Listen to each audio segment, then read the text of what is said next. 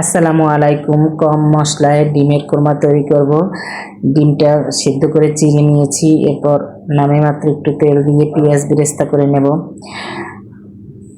আমার মা চাচিরা আগে কম মশলা দিত, এখন তো দেখা যায় কিছুই রান্না করতে গেলে জয়ফল, জয়ত্রী, টমেটো সস, বাদাম বাটা কত কিছু ইউজ করে।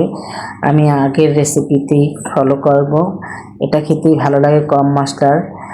একটা কড়াইতে তেল গরম করে পেঁয়াজ বাটা দিয়েছি 3 টেবিল চামচ, হাফ চা চামচ রসুন বাটা, হাফ চা চামচ আদা বাটা দিয়ে মশলাটা কষিয়ে নিয়েছি। কাঁচামরিচ দিয়ে দিলাম। মশলাটা কষানো হলে ডিমগুলো দিয়ে একটু কষিয়ে নিয়ে দুধ দিয়ে ঢেকে রাখবো 10 মিনিটের মতো। 10 মিনিটের পর দেখেন হয়ে গিয়েছে প্রায়। উঠানোর আগে লেবুর রস দেবো আর দিয়ে দিয়েছি 1 চা চামচ চিনি। এবার একটু নেড়ে চেড়ে ঢেকে দেবো এবং উঠানোর আগে একটু ঘি দেবো যাতে একটু ঘ্রাণটা আসে।